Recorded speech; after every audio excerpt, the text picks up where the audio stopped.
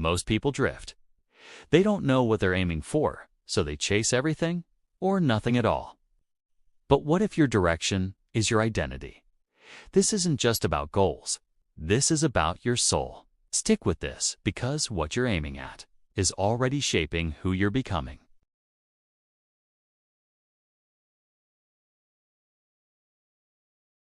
Most people are lost. They don't look lost. They go to work, they laugh, they scroll. But something inside is drifting, like a ship with no compass. And that's not just poetic, that's dangerous. Because when a person has no clear direction, no real target, they begin to aim at whatever's in front of them. Pleasure, distraction, approval. And worst of all, they start to become those things. You see, humans are aiming creatures. We must point at something. It's how we survive. It's how we grow. It's how we make sense of the chaos. Without an aim, a true aim, the soul disintegrates. You don't just feel confused. You start becoming less than you were. You stop building. You stop resisting. You stop choosing. And if you don't choose what to aim at, the world will do it for you. Advertising, culture, comparison, they'll give you a ready-made target. Chase money, chase validation, chase comfort. And for a while, you'll think you're winning until you realize you've hit the wrong target. That's the tragedy. People don't fail because they miss. They fail because they hit something empty, and it breaks them. Marcus Aurelius said, "A man's worth is no greater than his ambitions." It sounds harsh, but it's not cruelty. It's clarity. Because when you finally realize this, you stop asking, "What should I do?" And you start asking, "What am I aiming at?"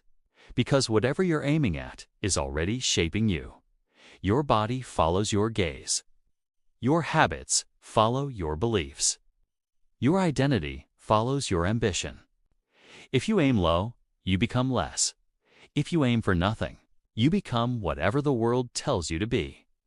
But if you aim at something high, something true, it starts to pull you forward, even when it's hard, even when you fail, even when it hurts. That's the compass. Not a map, not a shortcut, but a direction. And that direction becomes your spine. It's what lets you stand when everything else is falling. It's what keeps you upright when you feel weak, afraid, ashamed. Because no matter how far you fall, if you still know what you're aiming at, you are not lost.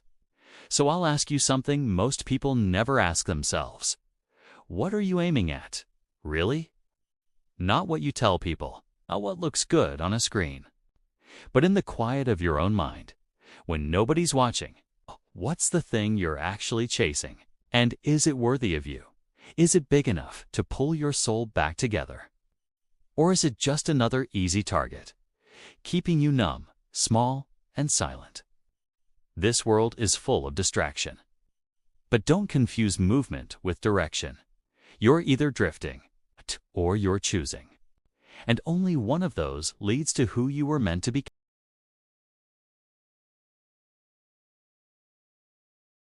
Look closely at what you want, and you'll see a mirror. Desire is never random. It's a map, carved in silence. And whether you admit it or not, what you long for reveals what you're becoming. You don't just chase goals. You shape your soul around them. If your heart is set on power, you'll grow ruthless. If it's comfort, you'll become soft. If it's applause, you'll become hollow, dependent on noise to feel alive. And here's the terrifying part. You don't even need to speak it. Your life will show it. We become the thing we reach for. Slowly, silently, inevitably. Marcus Aurelius didn't say, "You are what you do." He said, "A man's worth is no greater than his ambitions," because your ambitions aren't just tasks. They are mirrors of the inner life. They reveal what you think matters. They expose your invisible hierarchy. They reflect your true philosophy. Even if your mouth quotes wisdom, your desires will quote your soul. So ask yourself, what is your life really aimed at? Not the motivational poster version, but the daily, quiet, default setting of your thoughts. What excites you? What do you envy? What would you sacrifice for, even if it made you lonely? That's your real North Star. And if it's misaligned, even slightly, every step forward becomes a step away from who you were meant to be. Because every small desire, every silent fixation, it's carving you like a river-shaped stone. Like time etches a statue. And most people don't realize what they're becoming until it's too late to turn back. They stare into the mirror one day and don't recognize the face looking back. You see? Desire isn't just about what you get. It's about what you're becoming on the way there. So the question is not just, what do I want? But, what is this want turning me into? If you can ask that honestly, you've already escaped 90% of the traps. Because most people never pause long enough to realize they've been building a life around a lie, and the only way out is to let the mirror speak. Look at your dreams. Look at your envy. Look at your fears. And listen, 'cause your ambition is already writing your story, whether you know it.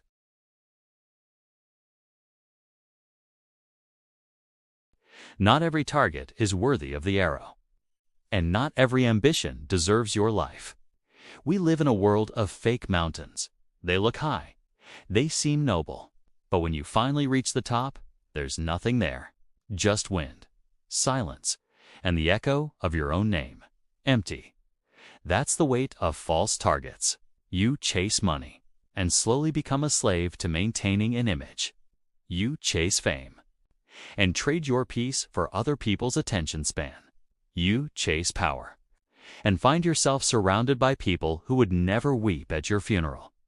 No one warns you that some victories feel like defeat, because the world will applaud your ambition, even when it's killing your soul. And here's the trick. These targets aren't evil. They're just empty. They promise security, but deliver anxiety. They offer approval, but feed your imposter. So many people walk around successful, but spiritually decaying. On paper, they've made it. But in their bones, they know something is wrong. They traded the eternal for the external, the quiet truth for the loud lie. And it started with one small compromise: choosing a target that felt safe instead of one that was sacred. You want to know your real value? Look at what you're willing to suffer for. Look at the target that terrifies you, but still calls your name. That's the one that matters. Marcus Aurelius didn't just write about virtue, he aimed at it. He trained his inner world like a warrior sharpens his sword. He refused to climb mountains that didn't make him a better man. Can you say the same? Or are you just chasing what the world told you was success? The truth is, false targets feel lighter at first, but in the end, they crush you. Because nothing is heavier than living someone else's dream. It drags on your joy. It bends your posture. It poisons your victories. And eventually, you stop aiming altogether. So burn the old map. Throw away the borrowed ambitions. And ask the only question that matters now. What would I aim at if I was no longer afraid of becoming who I am meant to be? That's the real target, and it's waiting for you. Right beyond the noise, beyond the lies, beyond the life that almost looked like yours.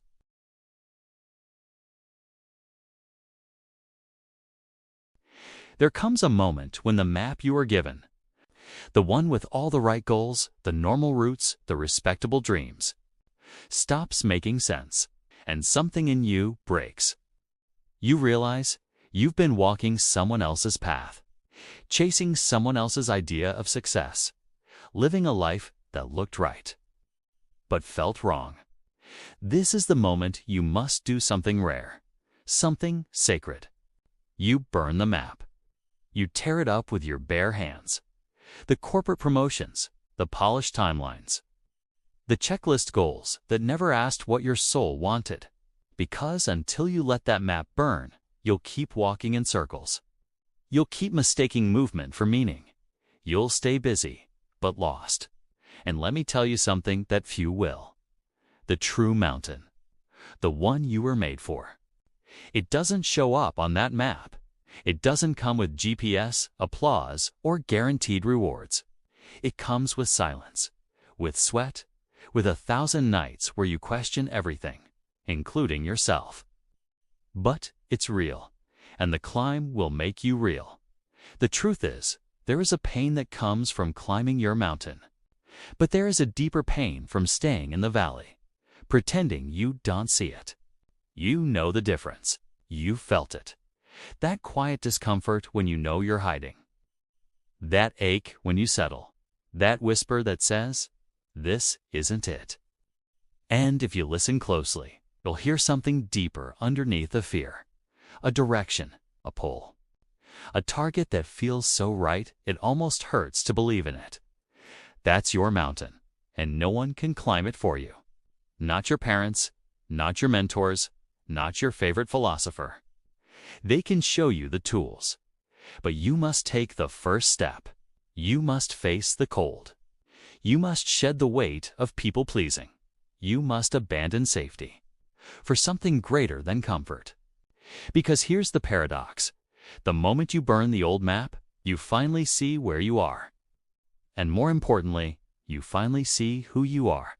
Not a pawn, not a brand, not a title. A climber, a seeker, a soul with a target only they can hit. That's what makes it sacred. And maybe that's what makes it worth everything.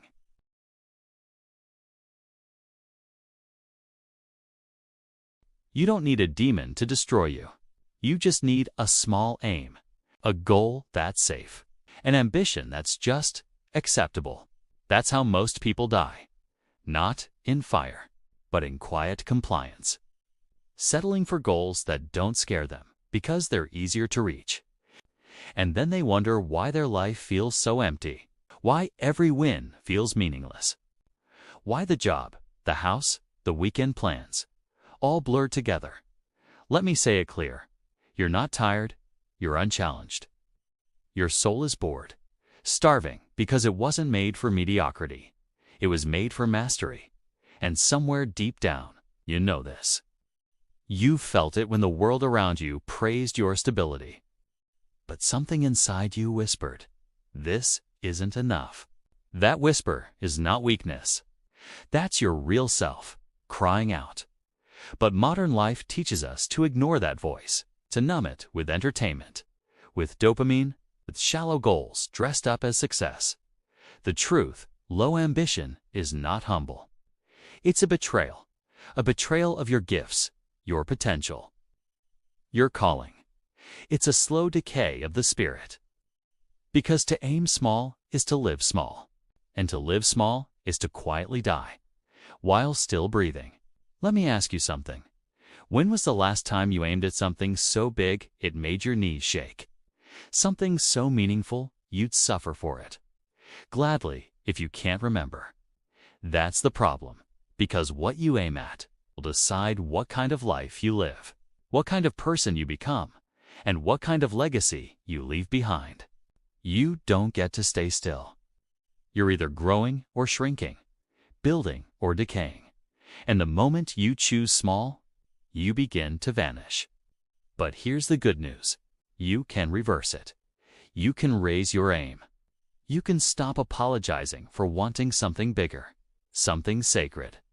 But it will cost you comfort, convenience, approval from people who gave up on their own mountains.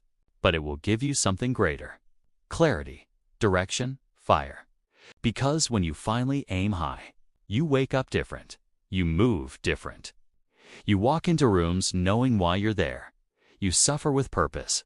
You lose with meaning. You rise with strength that didn't exist before. This is your moment.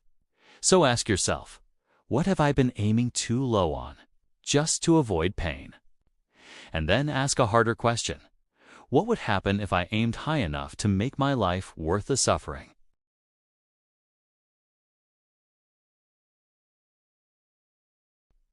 There's a kind of ambition that doesn't feel like ambition. It's not loud. It doesn't chase trophies. It doesn't need applause. It's quiet, but holy. It's the ambition to live in truth, to aim your life, not at pleasure or status, but at something you would gladly suffer for. That is the sacred target. And most people never even see it, because they're too busy aiming at everything else. Comfort, control, likes, security, validation, but you felt it in the still moments. In the ache that success didn't cure. In the whisper that says, there's something more. And that more isn't a bigger goal. It's a deeper one. Not to be rich, but to be righteous. Not to be powerful, but to be pure. Not to be admired, but to be whole. You see, the sacred target isn't just a destination. It's a becoming. It's who you were meant to be, before the world made you small, before the pain, before the compromise, before you let your aim fall to the floor of survival. And if you're quiet enough, still enough, you can feel it calling again, and that calling will cost you. Everything shallow, everything false. You might lose approval. You might walk alone. You might be misunderstood. But in exchange, you gain something the world cannot give. Clarity, direction, inner peace. Not because the road is easy, but because it's finally yours. So stop aiming at what looks safe. Stop bargaining with your soul. Stop shrinking your dreams to fit someone else's fears. Aim high. Aim for something that would break you, if it meant becoming more true. Because when your life is pointed at something sacred, you can endure pain with purpose. You can wake up with meaning. You can die without regret. This is what Marcus Aurelius meant when he said, "A man's worth is no greater than his ambitions." Not because ambition makes you powerful, but because it reveals what you've made holy. So aim well, aim hard, and when in doubt, aim higher. Because your soul isn't measured by what you have, it's measured by what you're willing to become. If this resonated with you, share it with someone who's lost their aim. Subscribe to Inner Citadel Project, and let's rebuild what truly matters. Clarity, purpose, and an unshakable soul. This isn't just content. This is a direction. Let's aim for something sacred, together.